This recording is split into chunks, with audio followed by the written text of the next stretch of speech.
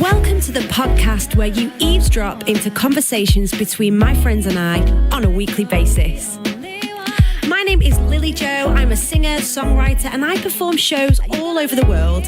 I'm a qualified counsellor and an emotional well-being coach. You can also check out my award-winning online mental health resource, The Lily Jo Project. I know you will find gems of wisdom within the conversations that I have with my friends. Hopefully you will find tools and resources that you can hold on to, try and test for yourself, all around the important subject of mental health and personal development. I am so pleased to welcome you to today's episode of Eavesdrop. This episode is a positive and lively conversation around a subject that can be extremely difficult to talk about. I'm joined by two of my lovely friends, Hope, Plumb and Abby Eaton, and we talk around the subject of grief and loss. Hope has first-hand experience on the subject as she sadly lost her mum just a year ago. Abby is an ambassador for the Mariposa Trust and has lots of experience of working in a supportive role to parents who are dealing with the painful loss of losing a child. She too has also first-hand experience of supporting family members who have been through the loss process. We talk about coping throughout the first year, how to be a great support to someone you love who is going through loss, and the awkward juxtaposition of losing a loved one whilst life just carries on as normal all around you. I also share some top tips on how to work with loss, including the whirlpool of grief. Yay! So today I am in conversation with Hope, Plumb and Abby Eaton. Hello ladies! Hello! Thanks for having us. You're welcome. And we've already been talking a lot and we've already had lots of deep and meaningful before we've even pressed record. So I was like, let's just press record on this. Save it. Okay, now. So here we are. So in case people don't know who you are, Hope, can you just briefly explain who you are, what you do, what makes you tick? Okay, I'm Hope and I am mum of 3. I've got twins who are 6 and a 5-year-old as well. I'm currently studying to be a personal trainer and a fitness instructor. Woo! Yes, indeed. Because my current job at the moment, I do a bit of piano teaching and singing teaching. I don't love it. So I wanted to replace that part of my life with the whole fitness thing, because that's something that I found after having kids, just that getting that side of me going again just makes me feel like me. So I want to work with other prenatal and postnatal mums. That's my goal, and get them just feeling good about themselves. So wellness and all that sort of stuff. That's what I'm really passionate about. But also I sing. So I sing with a group called Worship Central, who are based at Gas Street in Birmingham. We travel all over the place, which is amazing. So lots of bits, just bits here and there. Stuff that makes me happy. I think I'm really blessed that I can do stuff that makes me happy. And because the teaching doesn't make me happy anymore, that's why I've decided to swap it out. At the grand old age of 38, I've decided to change directions a little bit. So I want to keep singing, do all that stuff, but then kind of the pennies come from the teaching. So that's why I've swapped it for the personal training. That's amazing. And that's what's so good about this day and age, isn't it? You can actually flip up your career at any point. You don't have to be in a job for 25 years. No. You can go, do you know what? I've moved on. Exactly. I'm developing as a person. This takes my fancy a bit more, so I'm going to move into that. And you can just do that. Life's too short to be doing something that you don't love. And I know I've got to feed my kids. I know I've got to put food on. They need clothes. They need food on the table. So and the singing I love, but it doesn't pay regularly enough for me to be able to just do that. So what else can I do? What else do I love? And I love keeping fit. So it's like, okay, let's go with that then. Absolutely. So doing a lot of studying and as well as still the teaching and looking after the kids or whatever. I'm trying to study to get this done. But that is so inspirational. Really inspirational. Can't wait to hear more. But before we move on, Abby Eaton, tell us a little bit about you, who you are, what you do. Well, I'm Abby. I'm married to Chris, and we've been married 9 years now, and we have a little boy, Bo, who's 5 and a half, and that half is very important, isn't it? When you're 5 and a half. October 31st. Halloween is October the 4th. She's 5 and a half. They are so gonna just fall in love. We would have been pregnant together. And Betsy is 5, 6 in January. Same school year. Reception. such a fun age. Yeah. I just love his age. Actually, I'm freezing right now. He's just so precious.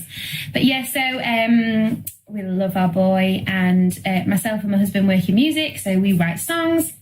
We write songs for and with other artists, for film and TV, for various companies, for pop and a little bit of gospel and country as well. Nice. We work out in Nashville a couple of times a year as well. Such a lovely life. Amazing. So good. Again, like you, Hope, I just feel so blessed that I get to do what I absolutely love. So music is really important to me. I lead worship in my church, which I adore.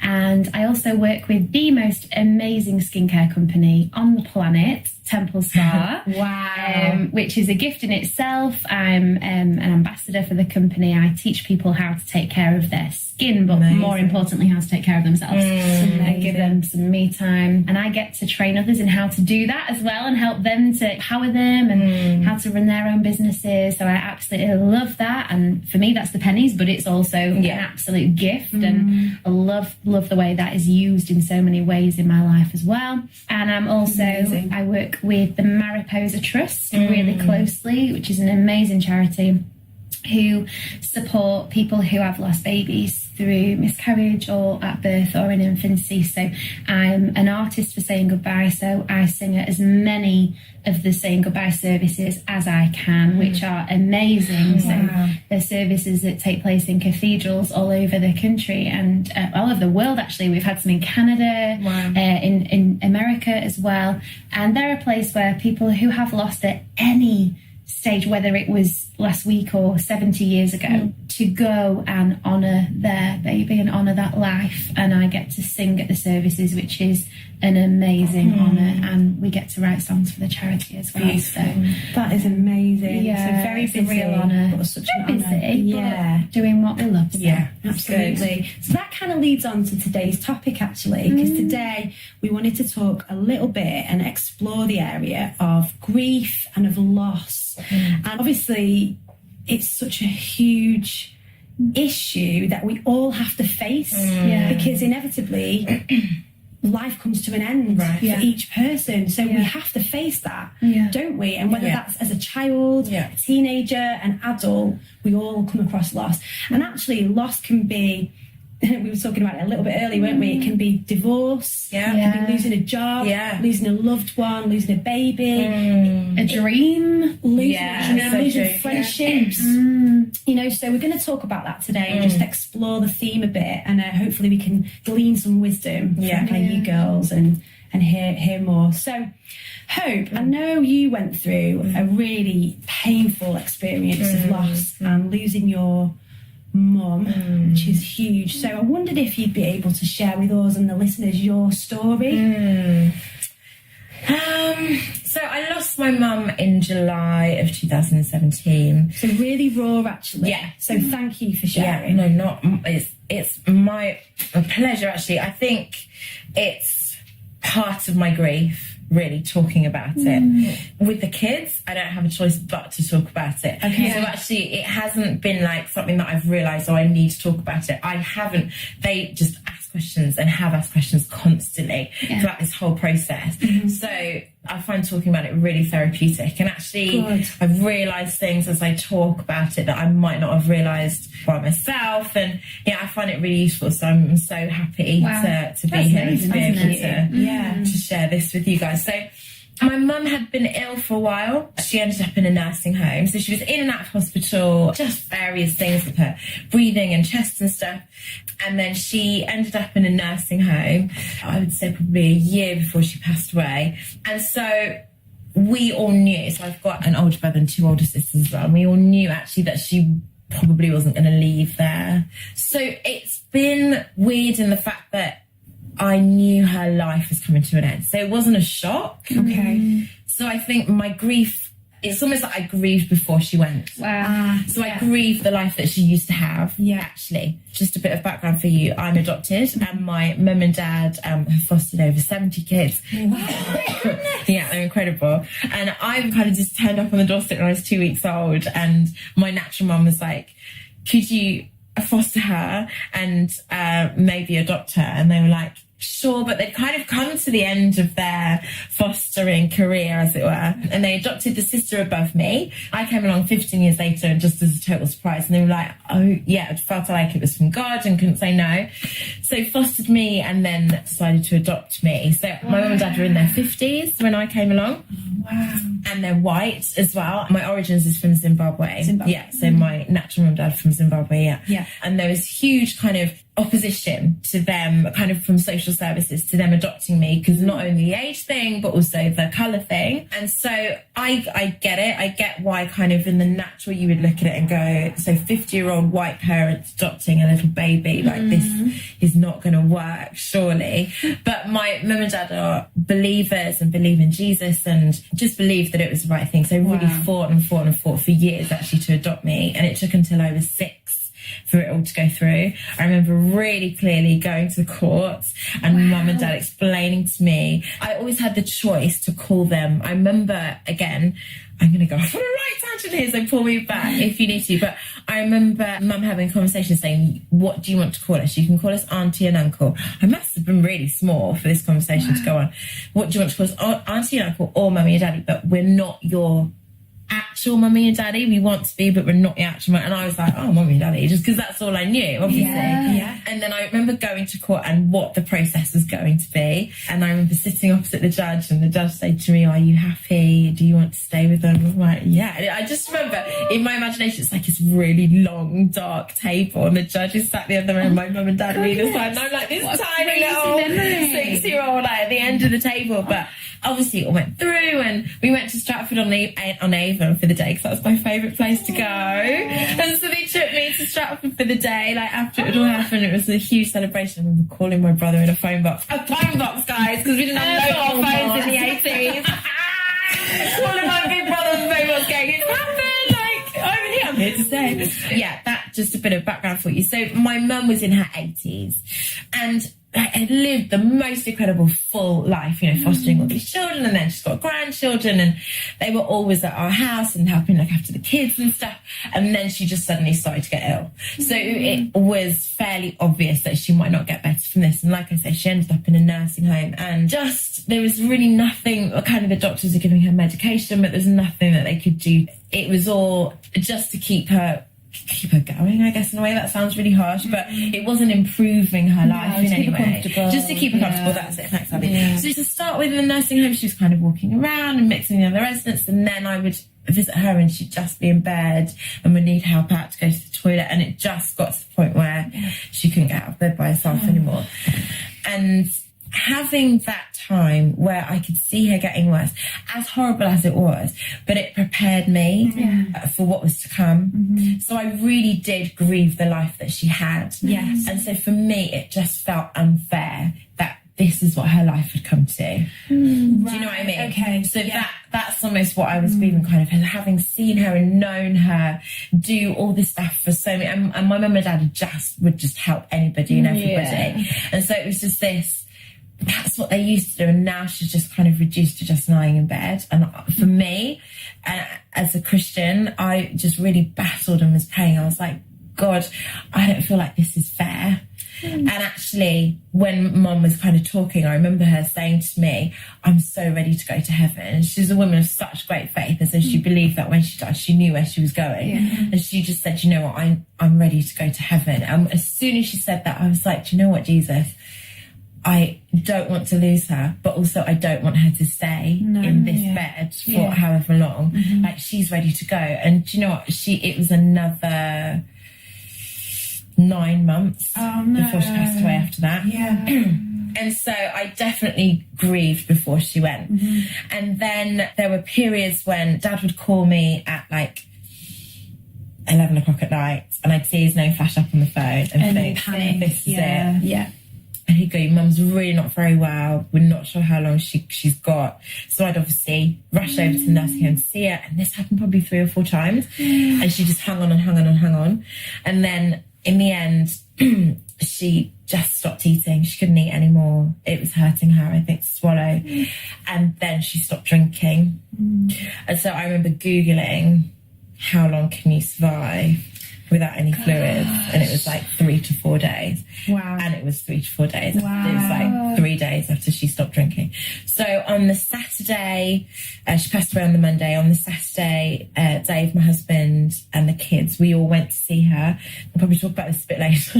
I've got time. I feel like I'm taking so much time. I'm so sorry. It's great. But part of the process for me was involving the kids at every step, because I think that's, to me, that was really important. So I took the kids with me, and had seen grandma kind of slowly deteriorate. And so it was just a constant conversation. This is what she might be like. She might be able to talk and blah, blah, blah. And so Dave and I, we took the kids and we went to see her, and yeah, sure enough, she couldn't talk. And yeah, that was just really hard. And I think also because the kids, I wanted to be there for a while, but there's only so long you can contain two 6-year-olds and a 5-year-old in a little room with a bed. And so they were getting quite boisterous and noisy, and it was just like, okay, do you know what, let's just go. And so I decided I went back the next day, obviously, because I wanted to see her as much as possible. And I'd been to church, and I'd been leading worship. And looking back, it's like, I don't quite know how I got through that. And actually one of the songs on the list was 10,000 Reasons. Oh my goodness. And there's that verse in 10,000 Reasons that goes, on that day when my strength is fading. And I have sung that song 10,000 times, possibly, and never has the realness of those lines hit me as much as in that moment, because that's exactly where Mum was. Wow. Yeah. Like she was on the edge of seeing Jesus. And I knew that kind of when I left at church, I was going to see her, and that might be the last time that I saw her. And actually, I remember I just sat in an Asda car park. I didn't quite make it to the nursing home. I just sat in the Asda car park. I didn't want to see her. I did want to see her, but I knew it was because she could go in the night or something. And I don't know why, to this day, why I did that. But I just sat in the Asda car park, just kind of on my phone, and it's like just the world just carrying on around me, the most surreal thing. And I kind of plucked up the courage to go and see her, and I just sat by her side. She couldn't talk to me. I just held her hand, sat by her side, and just thanked her for adopting me. And I just said, you know what, Mum, it's okay. It's time to go.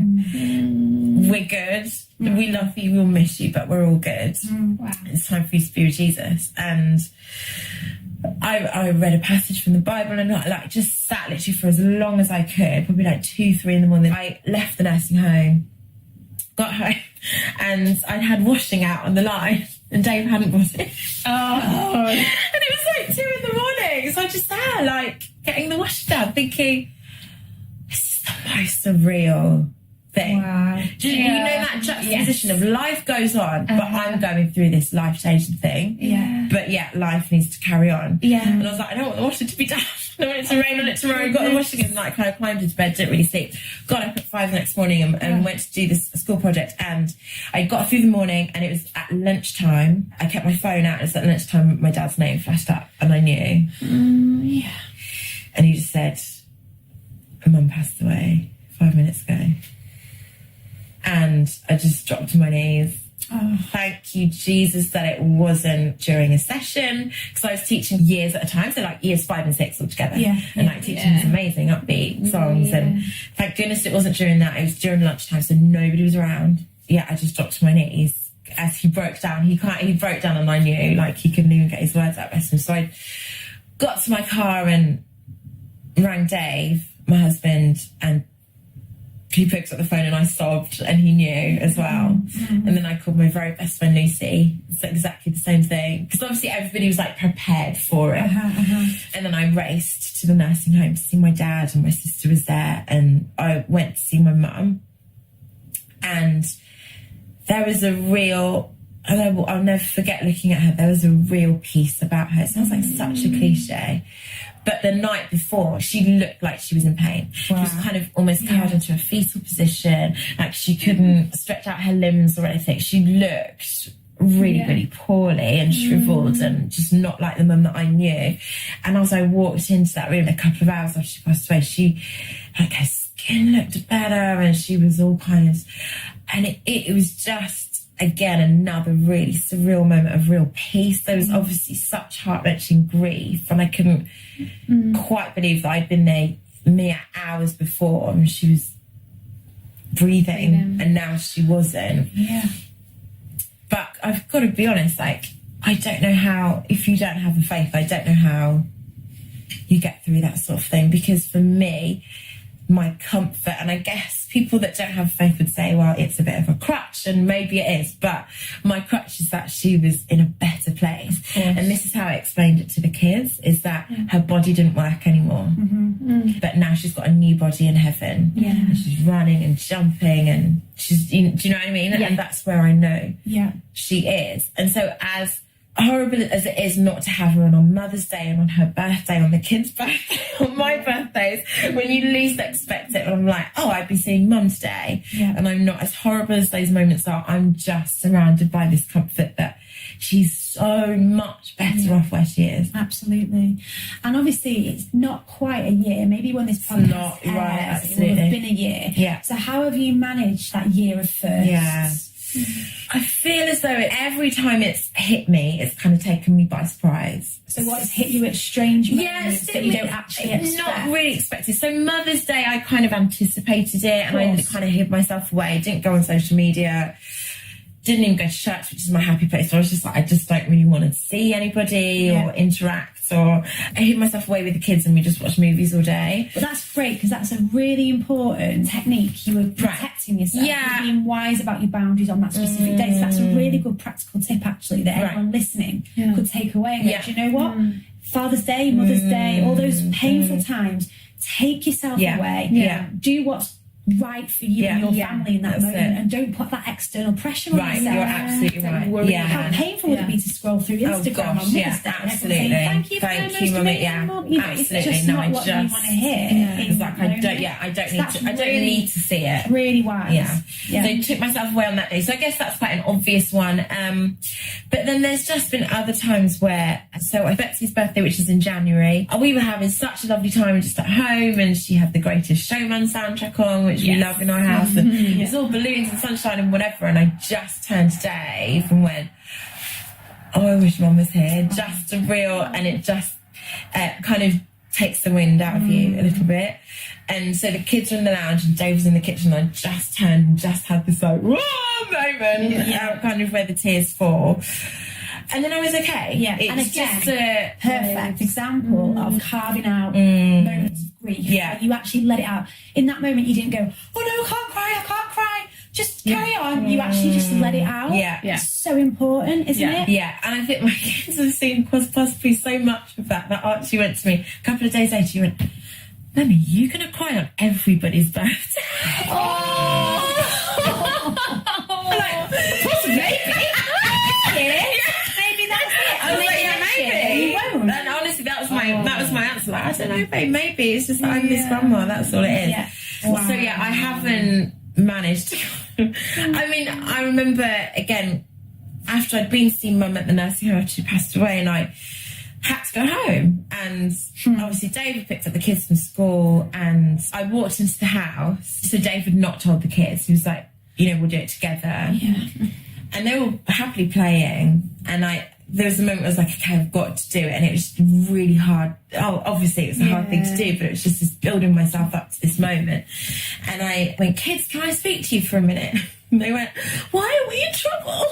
And I was like, no, I just thought, okay, now's not the right, you know what I mean? And I just like, carry on, it's fine, we'll talk later. And it was just this kind of, I just need to get it right. And so at bedtime, we always sit together on one of the girls' beds, and we say what's been good or bad about the day, and we say nighttime prayers. So it's like, okay, I think that's going to be the moment when we do it, because we're a bit quiet and we're calming down anyway. So rather than interrupting their play and all that sort of stuff, obviously they need to know, but it's not like anything's going to change in the next couple of hours. So we're like, and so I did.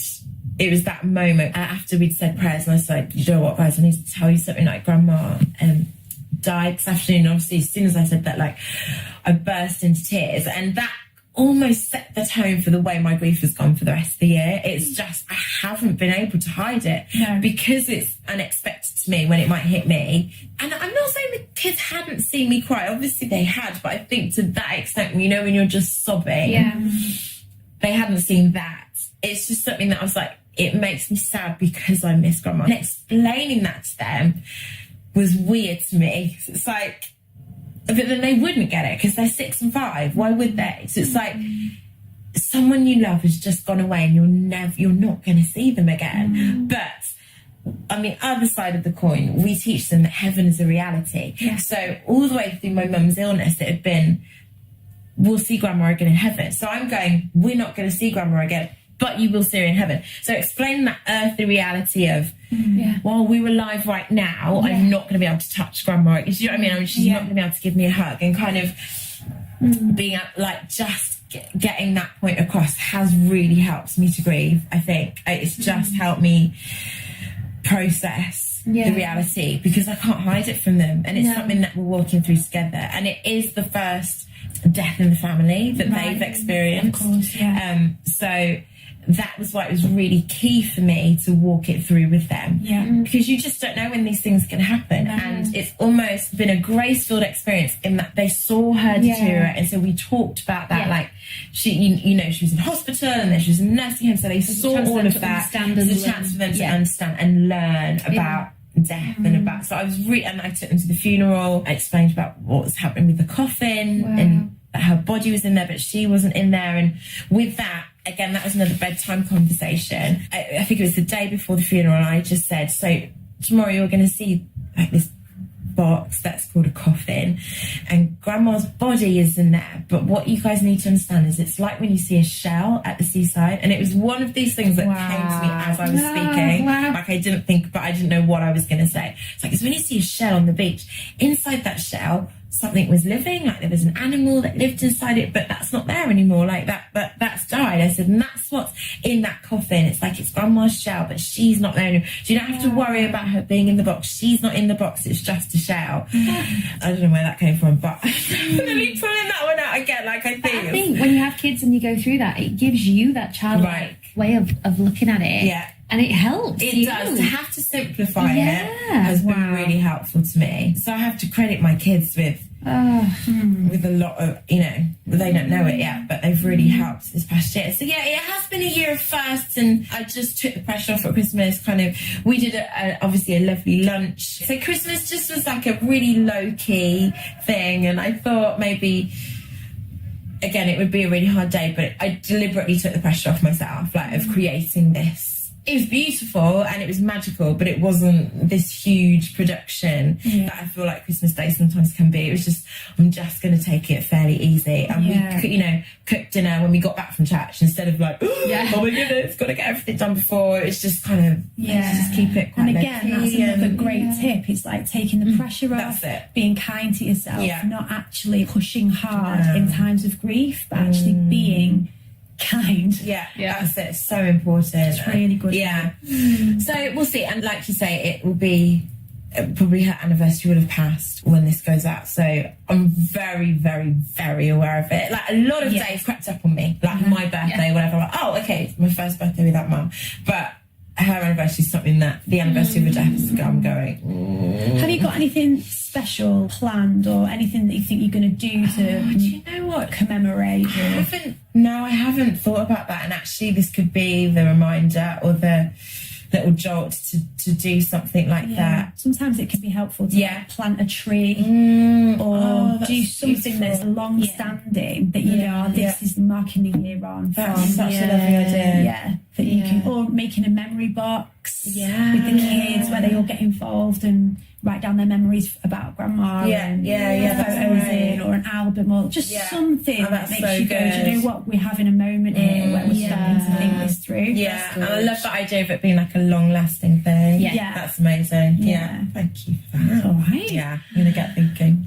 Thank you so much for sharing. That is so heartwarming, actually. Like it's amazing that your mum played such an important role in your life, but then also that you had that time actually. Some people listening today might have experienced grief in a different way, where it was an instant trauma, and that can be even more difficult.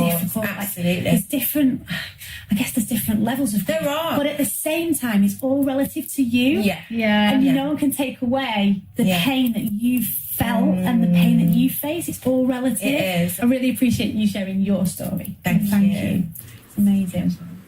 Okay, ladies, we're just going to take a quick pause here for an ad break. And when we're back, we're going to be talking a little bit more around the subjects of grief and loss and overcoming.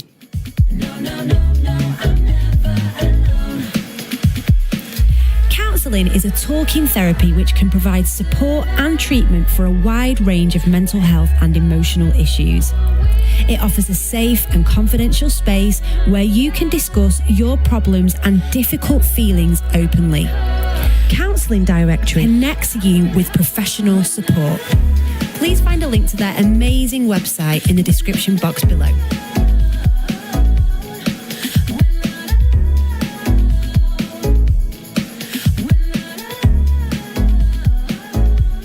So we'll move on to Abby. Do you have anything, Abby, that you want to say or share around the subject of grief, or any wisdom to add to what Hope's been talking about? I mean, my experience of grief in terms of losing a loved one is more in a supportive role. I haven't lost a parent or a child, but some of my closest, well, my husband has gone through the loss of his mum. So I've lost my mother-in-law, and we marked the anniversary of that in February. How did you mark that, actually? Because that could be helpful to hear. It was actually Valentine's Day, and my husband's a little bit older than me, and his mum was in her 80s, and she lost her husband, Chris's dad, about 6 years before, and honestly spent every day of those 6 years just wanting to be back with Stuart. You know, her life was all about him, bringing up the kids, and although when we had Beau, he brought 3 or so years of joy to her, she just wanted to be back with him. So they were reunited on Valentine's Day. Wow. Yeah. And so actually, and it really was an amazing day to be reunited with the love of her life, who she had missed every day for 6 years. And we knew that was the day God ordained for them to be back together. We just knew that. Yeah, we just spent the day together as a family and shared stories about Grandma. And I call her Grandma because it's my little boy's Grandma. And he adored Grandma. And so my role has been very much a supportive one. Amazing. Okay, so let's talk about support. And obviously you played that supporting role, Abby. But what has been the reaction? And obviously we're not going to name names or anything like that, but what is the reaction to loss, and how do people respond, and how can we respond better as friends when someone is going through the mill, you know? For me, being brutally honest, I have got an incredible bunch of girlfriends around me who, one of my best friends, Esther, rang me. I texted her because I've got a WhatsApp group with my friends, and I just texted going, and they again knew the process. Like, she's stopped drinking, she's stopped eating. Don't think she's got very long, and so I just sent out this WhatsApp going, girl, she passed away at 1 o'clock, and she immediately just rang me. She was at work, she just rang me straight away. And I stopped at the service station because I was coming from the school to go to the nursing home, just bawled my eyes out. And I had a lot of my girlfriends were really, really good. And actually, Philly, another one of my best friends, she won't mind me saying this, she recently said, I wish I'd have been better. I wish I'd have come to the funeral.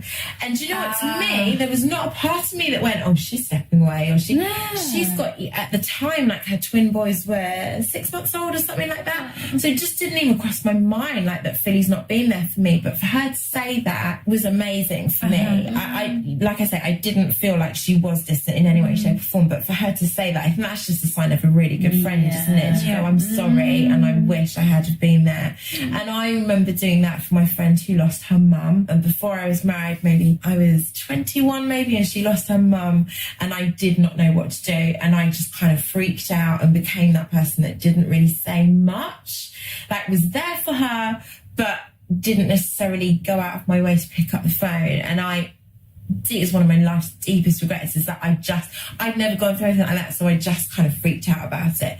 And actually, having gone through that, it almost feels like there's a little club of people that have lost parents. And those are the people that know what you're going through without you having to say anything. And it's like all of a sudden these people started popping up on social media going, I know how you feel, or I went through this however many years ago, or I went through this 6 months ago.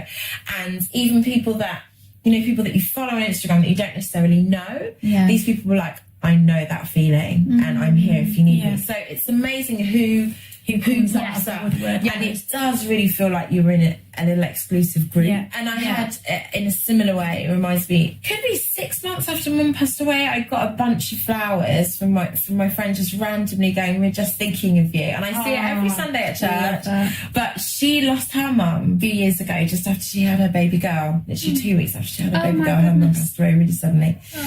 And she's like, I know how it feels. I just wanted you to know it may be 6 months later, but we're still thinking of you. And it's like having that force, like having gone through it, you're like, actually, I know how it will feel. So therefore I'm going to question and and actually I would say, but I would rather people ask me questions and for me to go, oh, I'm having a hard day, or I don't particularly want to talk about it. Yeah. Obviously, I'll be nice about it. I'm not just going to go, I don't want to talk about it. Like, I'll be, do you know what I mean? I'd rather people ask questions, how are you doing?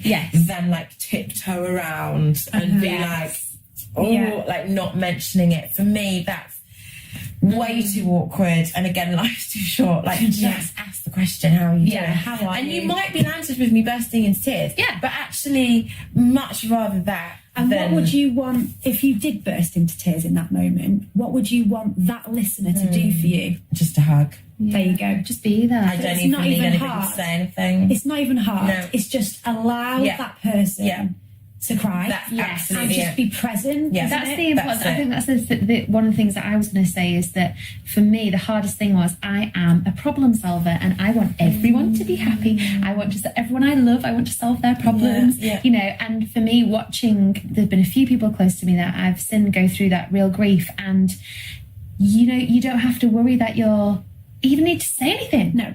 Like, just being there for that person, or just sending that bunch of flowers, or, you know, it's like, or just crying with them. That's just sit and cry. Just acknowledge that this is rubbish. Absolutely. This is hard. This is rubbish. But this is normal. This is part of life. We all have to go through it, don't we? When I first started working with the Mariposa Trust, honestly, I felt like a fraud because I hadn't lost a child. I knew. Well, I had to actually just keep reminding myself that God wanted me in this role. But I was like, I haven't gone through this grief. And, you know, I was encouraged to go and sit by the people at the end of the service. And I just thought, how can I do this? I am not qualified, you know, but one of the founders just said, Abby, just be you. Just be you. Well, if you're the person that wants to make people happy, you're the perfect person for it. You know, you can just sit and be you, which is lovely. Absolutely. I think it's just knowing that, just your presence there, just that hand, just that knowing glance, just that care. Doesn't have to be a word. And I remember just a lady that just came, and I'd never met her, and I'll probably never see her again, but I just held her for the time that she needed to cry, and you know, and I just think, gosh, it's so powerful. Amazing. I just wanted to briefly talk before we finish about something called the whirlpool of grief. So for anyone who's listening that might be going through grief right now, there's something called the whirlpool of grief, and it's on the lilyjoproject.com. It's all there for anyone that wants to kind of delve further. But the whirlpool of grief, if you can just imagine you're in the midst of your day, you're going through life, you're bobbing along in your boat, and then you get the phone call at 1 o'clock in the afternoon that says she's gone. You know, or you get that phone call in the middle of the studio session. She's gone. And you're bobbing along. Life's normal on that river. You're in the river of life, life's normal, and then you get the call. So then you drop with your boat down the waterfall of bereavement. And in the waterfall of bereavement, there's numbness, there's denial, and there's shock. Okay. And however long that takes to fall down that waterfall is unknown. Like, it could be that you're in that waterfall stage for 6 months, shock, 2 months, a month, depending on the depth of the relationship, depends on how long each stage takes. So you drop down, but then you hit the whirlpool of grief. And in the whirlpool of grief, it's that feeling of loss and emotional falling apart. And some days you're caught right up in the middle of it, those moments where you're like, I'm right here in my boat, in the middle. And some days you can maybe not even think twice and feel a bit guilty about that, because you're like, I'm in the outsides of it. And actually, but then something happens and we shock back into the middle. And again, how long that takes, we don't know. It depends. And then some people end up on the sand, where that's like feeling depressed and lost and falling apart. Some people end up on the rocks. Imagine the rocks on the side of the whirlpool, and that's where you get pain and actual physical symptoms. So I know someone who, when she experienced loss, her whole back went out, and like there's feelings of sickness, headaches. I'm sure you've experienced that. But then you can get back into the whirlpool again, and then again you're on the outside, or in the middle, or you're on the sand, or you're on the rocks, and all that process can be any amount of time.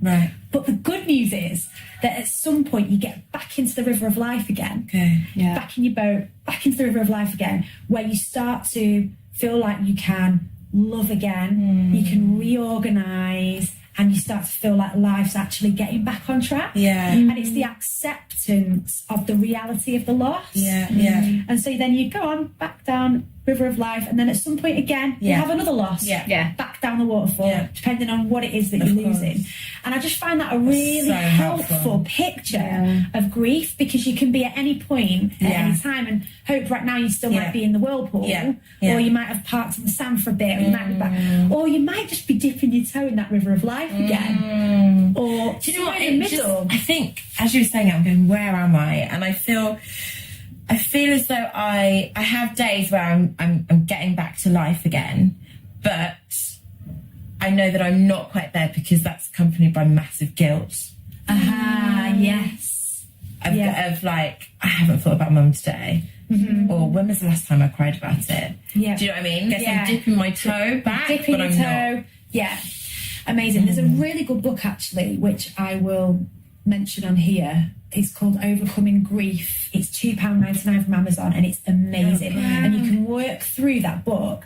It's a workbook. It's amazing. All about like carving out time for grief, but also writing a letter to the lost person. Like, just dear mum, just want to say this to you today. Like, I'm feeling like this happened at work, or and the kids are asking about, just a beautiful letter that you can either then leave at the grave or post it in the memory box. But there's just practical tips, and it's really good. So that's on the Lily Jo Project website, and that's by Sue Morris, if I remember correctly. Overcoming grief. It's over in the corner of this room. I'll show you afterwards, and I'll post a link in the description for anyone that's in. So thank you so much, ladies. That was a really informative conversation, and I really hope that people listening can gain some wisdom and advice. And if you are struggling and you are grieving now, we just want to say, hold on in there. It will pass. There's light at the end of the tunnel. There's that river of life waiting for you, but you just need to work through the process. And actually, it's healthy. The whole thing is healthy.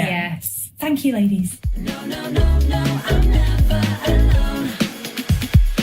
Thanks for listening. I hope you enjoyed today's episode. If you did, please be sure to subscribe, and if you're feeling generous, why not share with your friends? Please check the description box below for extra links and further information to some of the topics discussed in today's episode. Also, you'll find information about what's coming next. For further information, top tips and advice on all kinds of mental health issues, including low mood, anxiety, self-harm, eating disorders and more, please do check out www.thelilyjoproject.com. You can find my music across all digital platforms, including Spotify and iTunes. See you next time.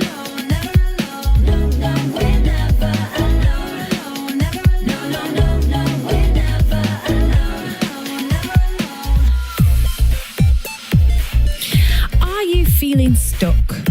Do you need a little help to get your life back on track? Do you have big dreams but don't know where to start? Why not book a session with me where we can explore together your dreams and turn them into a reality? I offer life coaching to individuals through my unstoppable life coaching business. Why not find a link in the description box below and book today? And don't forget to use the unique discount code Eavesdrop for an extra 10% off. Just play me like 1, 2, 3. You can never put chains on me. Play me like 1, 2, 3. Are you looking for an interactive workshop on how to overcome low self-esteem for your next festival, youth event or schools workshop? Why not book me, Lily Jo, to lead my brand new I Am Worthy workshop, where I teach best practices on how to overcome low self-esteem. This workshop is not just for girls, but it's for your guys as well. Find a link in the description box below to book today, and don't forget to use the unique discount code Eavesdrop for 10% off. Just baby.